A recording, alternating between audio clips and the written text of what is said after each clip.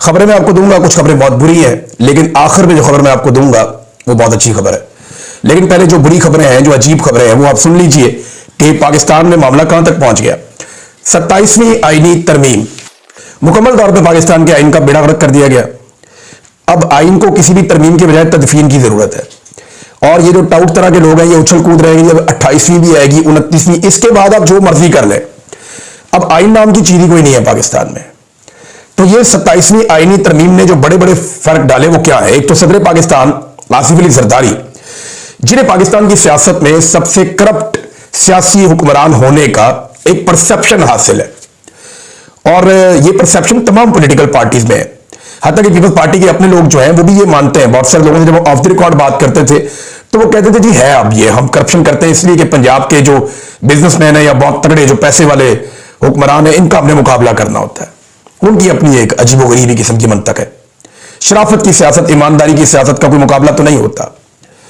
और आज इमरान खान सबसे ज्यादा मकबूल है, उसने कौन सी करप्शन की हुई है। तो एक तो जरदारी साहब ने ले लिया, ना सिर्फ इस्तिस्ना लाइफ टाइम, बल्कि अब उनकी बचत हो गई, मौजे मौजा। और एक नया रास्ता भी खोल दिया कि जो भी सदर बनेगा वो उसको हमेशा इस्तिस्ना मिलेगा। दूसरा, जो आर्मी चीफ है, उनको एक बहुत बड़ा फायदा हुआ। हम ये बात करते थे और सोचते रहते थे कि आर्मी चीफ का ओहदा अब उन्हें कितनी मुद्दत मिलेगी। क्या वो 2027 तक अपना टाइम पूरा करेंगे या 25 से लेकर 30 तक उनको नया टाइम दिया जाएगा। तो मैंने ये खबर दी थी, साबिर शाकिर भाई इंटरव्यू कर रहे थे, मैंने तब कहा था कि उनकी ख्वाहिश ये है कि नए 5 साल शुरू हो जाएं। और बहुत सारे लोग ये कहते थे नवाज शरीफ में ये पोटेंशियल है, वो किसी वक्त भी कुछ कर सकता है, या नवाज शरीफ अंदर से खुश नहीं है। तो मैंने आपको 3 दिन पहले खबर ये दी थी कि नवाज शरीफ ने अपने तमाम साथियों को, जो उनके करीबी हैं, जो लोग उनसे मिले थे, उन्हें मियां साहब ने यह बात समझाई कि जनरल आसिम मुनीर से बेहतर जर्नैल हमें नहीं मिलेगा। कोई हमारे लिए इस लेवल तक नहीं जाएगा जहां तक आसिम मुनीर साहब चले गए। तो हमें फायदा इनसे है, जितना फायदा हम आसिम मुनीर को दे सकते हैं उससे ज्यादा फायदा हमें है। तो नवाज शरीफ साहब सिंबॉलिकली खुद पहुंचे और आकर उन्होंने वहां पे वोट भी किया। शक्ल उन्होंने ऐसी बनाने की कोशिश की जाती, वो खुश नहीं है, लेकिन ही वॉज हैप्पी। देखो ना, बेटी वजीर आला है, भाई जो है वजीर आजम है, सारे केसेस खत्म हो गए हैं, और बदतरीन सियासी मुखालिफिन को कंटिन्यूसली मार पड़ रही है। और साथ में जो पाकिस्तान की मिलिट्री एस्टेब्लिशमेंट है, उन्होंने जूते भी दिए हुए हैं पॉलिश करने के लिए, पुराना शौक भी पूरा हो रहा है। और एक और जो बड़ी चीज है वो ये है कि हमेशा के लिए मियां साहब को यह लगता है कि अब उनके खानदान को इक्तदार दिया जाएगा एस्टेब्लिशमेंट की जानिब से, क्योंकि हमने सारा का सारा सिस्टम लपेट दिया है। तो मैंने आपको यह कहा था ना कि ये नवाज शरीफ साहब पसंद कर रहे हैं इस बात को। तो अब ये तरमीम बताती है कि नए 5 साल दे दिए गए आसिम मुनीर साहब को। यानी अगर इसी तरह मामला चला तो 2030 तक रहेंगे। अगर ये मामला इसी तरह चला तो 2030 तक रहेंगे। हुकूमती लोग हैं, उन्होंने आकर बता भी दिया। और सदर पाकिस्तान ने इसके पर दस्तखत भी कर दिए तरमीम के ऊपर। वो तो इंतजार में बैठे हुए थे कि जैसे ही आए मैं दस्तखत करूं और फिर उसके बाद हम मिठाइयां खाएं। बहरहाल, army act 1952, Pakistan air force act 1953, Pakistan navy ordinance 1961, इनके अंदर तरामीम कर दी गई। आर्मी चीफ को अगले 5 बरस के लिए चीफ ऑफ डिफेंस फोर्सेज मुकर्रर कर दिया गया। Field marshal chief of defence forces हैं, यानी फौज के सरबराह तीनों फौजों के, और उन्हें लाइफ टाइम इस्तिस्ना भी है, लाइफ टाइम उन्हें मुराद भी मिलेगी। यह है जी लुबे लुबाब जो आर्मी चीफ की हैसियत से। बाकी सुप्रीम कोर्ट ऑफ पाकिस्तान का बेड़ा गर्क कर दिया। सुप्रीम कोर्ट अमली तौर पर खत्म हो गई है। अब एक आईनी अदालत बनेगी जिसका सरबराह जो है वो सबसे बड़ा जज होगा पाकिस्तान का, और उसके लिए भी मौज लग गई है एक जज साहब की। पहले तो ये खबर देख लें, आर्मी चीफ अगले 5 बरस के लिए चीफ ऑफ डिफेंस फोर्सेज मुकर्रर हो गए, और चीफ ऑफ डिफेंस फोर्सेज की मुद्दत उस दिन से शुरू होगी जिस दिन से नोटिफिकेशन जारी होगा। यानी अगले चंद दिनों में नोटिफिकेशन जारी कर दिया जाएगा। तो 5 साल तक, यानी नवंबर 2030 तक इस कायदे के मुताबिक ये आर्मी चीफ रहेंगे। पहली तो खबर ये है। दूसरा, रद्द अमल के तौर पे अब चीजें होना शुरू हो गई। उनमें जो पहली चीज आई वो जजों की जानिब से आई, और वो सूरत बन गई ये कि 2 मुअज़्ज़िज़ जज साहिबान जो बड़े सीनियर जजेस हैं सुप्रीम कोर्ट ऑफ पाकिस्तान के, और ये वो जजेस हैं जो किसी भी नुक्ता नजर से कहीं भी कंट्रोवर्शियल नहीं है। यानी तमाम पॉलिटिकल पार्टीज ये मानती हैं कि ये शानदार जजेस हैं, इनके किरदार पे उंगली नहीं उठा सकता कोई। ना कोई जस्टिस मंसूर अली शाह साहब के किरदार पे उंगली उठा सकता है, ना कोई जस्टिस अतर मिनुल्लाह साहब के किरदार पे उंगली उठा सकता है। इन्होंने हमेशा बड़े शानदार फैसले दिए हैं और अपने आप को हर तरह की कंट्रोवर्सी से बाहर रखा है। लेकिन हुआ यह था कि 26वीं आईनी तरमीम से पहले यह वादा किया गया था फजलुर रहमान साहब से भी और बाकी सबसे भी हुकूमत की जानिब से कि हम जस्टिस मंसूर अली शाह साहब को चीफ जस्टिस ऑफ पाकिस्तान बनाएंगे। लेकिन मंसूर अली शाह साहब से जब कुछ गारंटियां मांगी गई तो उन्होंने वो देने से इनकार कर दिया। मंसूर अली शाह साहब ने वो यकीन दहानियां नहीं करवाई जो उनसे मांगी जा रही थी। इस बुनियाद पे हुकूमत फिर अपना बंदा ले आई, जस्टिस याह्या अफरीदी। मंसूर अली शाह साहब को हटा दिया, वो सबसे सीनियर जज थे और उन्हें चीफ जस्टिस नहीं बनाया गया। ऐसा पाकिस्तान की तारीख में पहली बार हुआ। लेकिन इसके बावजूद कभी भी मंसूर अली शाह के बारे में कोई नेगेटिव बात हुकूमत ने भी नहीं कही, अपोजिशन ने भी नहीं कही। उन्हें लगता था कि ये एक अपराइट जज है, लेकिन हुकूमत ने अपनी चॉइस कर दी। इसी तरह जो जस्टिस अतर मिनुल्लाह है, वो जब वकला तहरीक चल रही थी तो उसमें पॉलिटिकल पार्टियों से, वकला की तंजीमों से सबसे वो कोऑर्डिनेशन में रहते थे।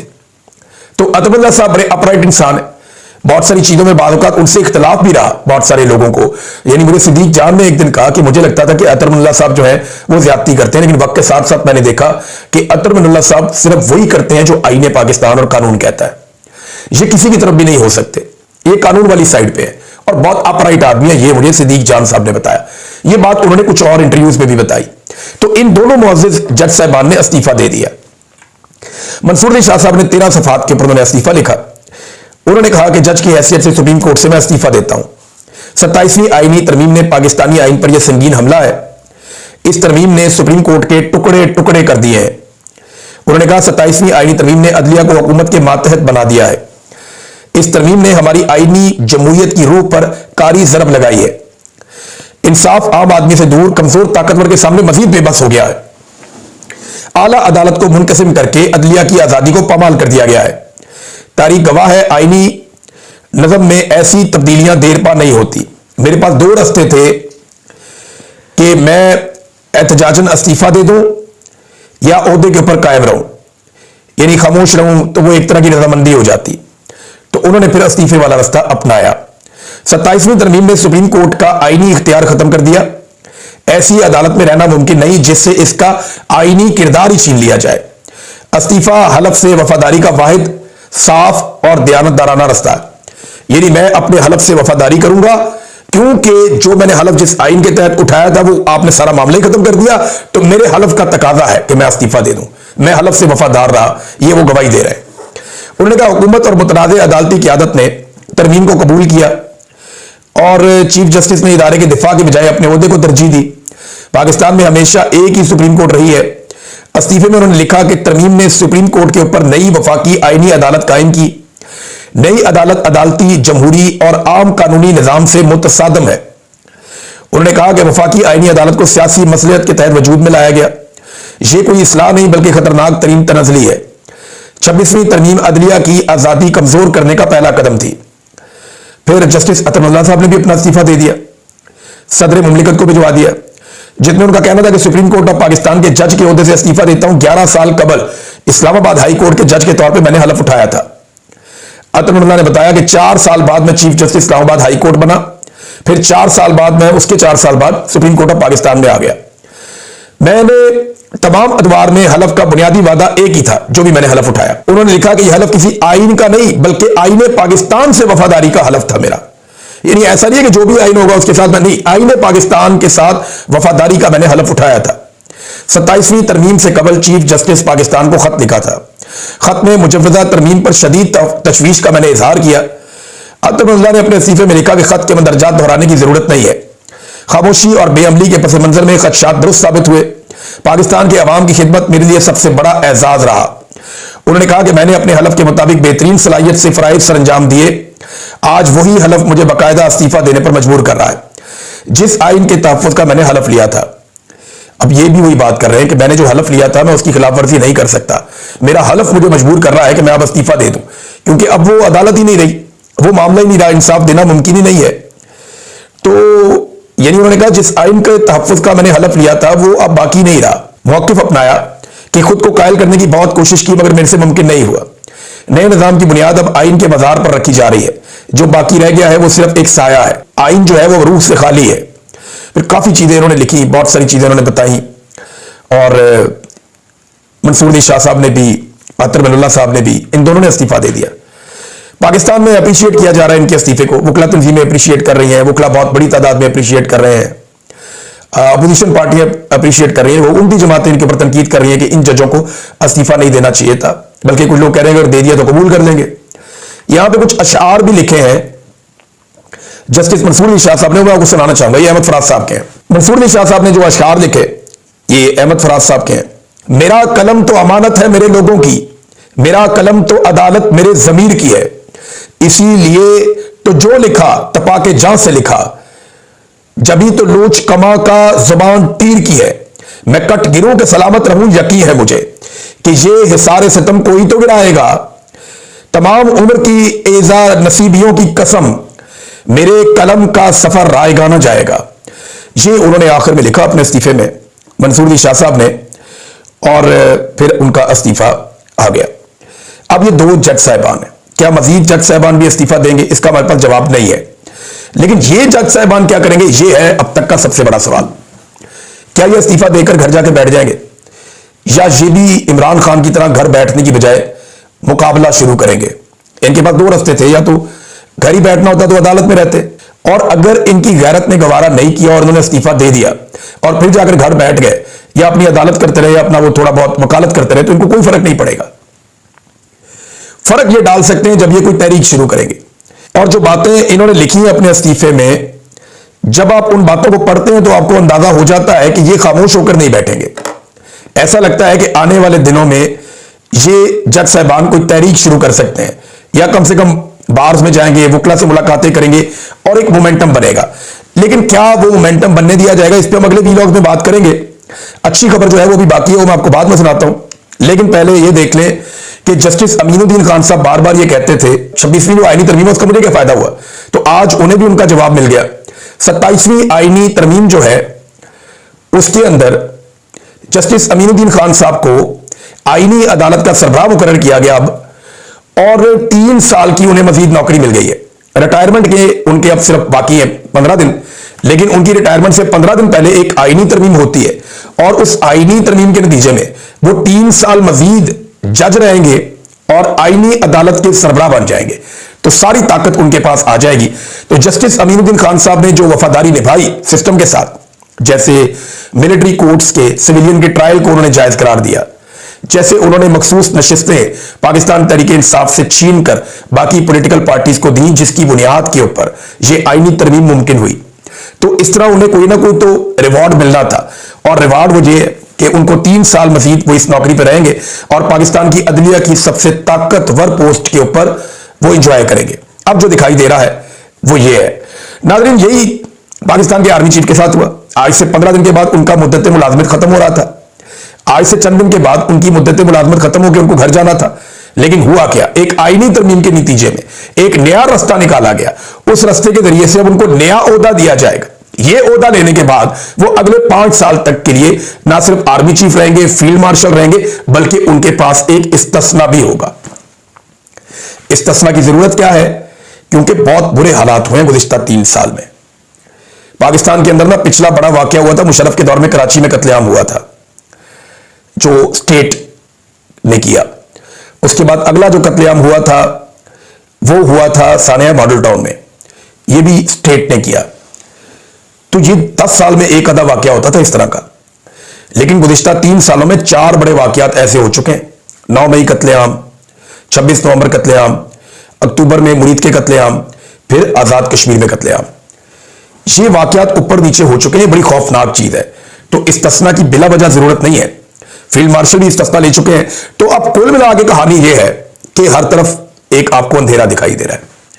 आपको दिखाई दे रहा है कि जिन लोगों ने पाकिस्तान के ऊपर जुल्म किया, जबर किया, जिन्होंने पाकिस्तान की मईशत को तबाह बर्बाद कर दिया, जिन्होंने हंसते खेलते मुल्क को कहां से कहां पहुंचा दिया, आज हर पाकिस्तानी पाकिस्तान को जेल समझ के वहां से भाग के बाहर जाना चाहता है। हमारे पाकिस्तानी कश्तियों के अंदर यूनान के पानियों में डूब रहे हैं। गुर्बत की लकीर से नीचे आधा पाकिस्तान तकरीबन चला गया है। पाकिस्तान के अंदर से जितनी बड़ी मल्टीनेशनल कंपनियां हैं वो पाकिस्तान को छोड़ छोड़ के पाकिस्तान से बाहर भाग रही हैं।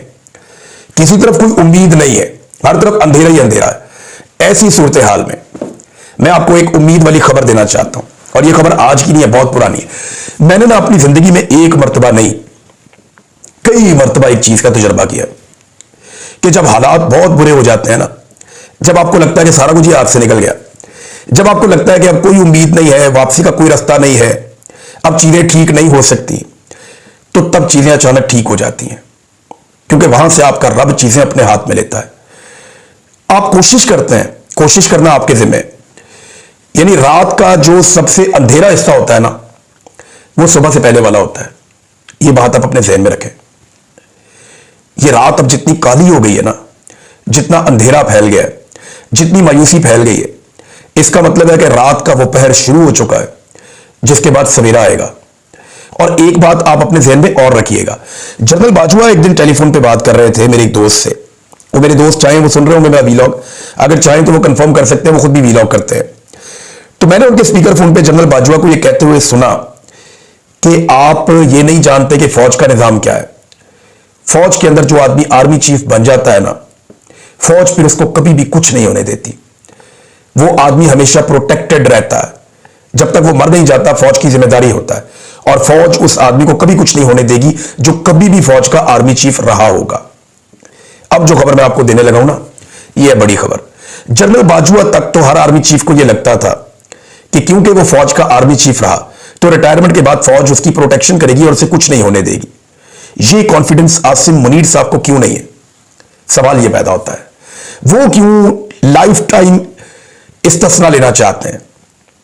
क्या उन्हें किसी बात का खौफ है? क्या उन्हें वो कॉन्फिडेंस नहीं है जो इससे पहले जनरल बाजवा को, उससे पहले जनरल राहील को, उससे पहले जनरल कियानी और जनरल मुशर्रफ को था कि फौज मुझे कुछ नहीं होने देगी क्योंकि मैं फौज का आर्मी चीफ रहा हूं, ये फौज का सिस्टम है और एक सेट पैटर्न है। आसिम मुनीर साहब को ये वाला कॉन्फिडेंस नहीं है। क्यों नहीं है? ये चीजें हमें शायद मुस्तकबिल में पता चलेंगी, लेकिन एक बात तो कंफर्म है कि खौफ और डर मौजूद है, और इसी डर और खौफ के निजाम में से और इसी अंधेरे में से रोशनी फूटेगी। और जब वो रोशनी फूटेगी तब आपको मेरी ये बात याद आएगी, क्योंकि मैंने इंतहाई मायूसी के आलम में एकदम हालात को बदलते हुए देखा। जब बहुत घुटन वाला माहौल होता है ना, हर तरफ हब्स हो जाता है, तो तभी ठंडी हवा चलती है और बारिश आ जाती है। मैंने तो हमेशा यही देखा है। जब कभी घुप अंधेरा हो जाता है ना, तो रात का वो आखिरी पहर होता है, उसके बाद सुबह की रोशनी निकलती है। अब ये घुप अंधेरे का वक्त है। अच्छी खबर यह है कि हम यहां पे मौजूद हैं। कोशिश सिर्फ यह करनी है कि आपने हार नहीं माननी, आपने दिल नहीं छोड़ना, पुरअमन तरीके से अपनी आवाज उठाते रहे, जुल्म के खिलाफ बोलते रहे, गलत को गलत कहते रहे और सही को सही कहते रहे। आप डटे रहे ताकि कल को आपको अफसोस ना हो कि उस लम्हे आप पीछे हट गए थे। याद रखिएगा, ये लड़ाई पाकिस्तान जीतेगा, बस पाकिस्तानियों ने दिल नहीं छोड़ना। वक्त ज्यादा दूर नहीं है मेरे ख्याल में। मैं आपको उम्मीद दे रहा हूं, तो झूठी उम्मीद नहीं दे रहा। मेरा दिल कह रहा है कि चीजें बदलने वाली हैं, और ऐसा नहीं है कि फौरन बदल जाएंगी, लेकिन मुझे ऐसा लगता है कि जितनी अंधेरी रात है ना, सुबह उतनी खूबसूरत होगी। अब तक के लिए इतना ही। अपना ख्याल रखिएगा, अपने चैनल का भी। अल्लाह हाफिज। The video discusses the current situation in Pakistan, focusing on the impact of the 27th Constitutional Amendment and its consequences on the country's governance and judiciary. Key points. Benefits to the ruling authorities. The President and Army Chief gained the ability to remain in power for longer terms. The Army Chief was reappointed for the next 5 years and granted special privileges. Lifetime exemption is Supreme Court's situation. The independence of the Supreme Court has been weakened. Senior judges resigned in protest to protect the Constitution and maintain judicial independence. The 27th Amendment has effectively placed the judiciary under government control. Political and military gains. Political opponents have been weakened. The alliance between the military and government has strengthened. Serious national conditions. Pakistan has faced multiple violent incidents over the past 3 years. Multinational companies and foreign investors are leaving the country. There is widespread darkness and despair across the nation. Message of hope. The speaker emphasizes that just as the darkest night is followed by dawn, difficult times can eventually give way to positive change. Citizens are encouraged to remain steadfast, raise their voices for justice, and continue fighting for truth and rights. Core message. Despite the country's difficult circumstances, change is possible through persistence and struggle. The public must stay committed to protecting their rights and upholding the Constitution.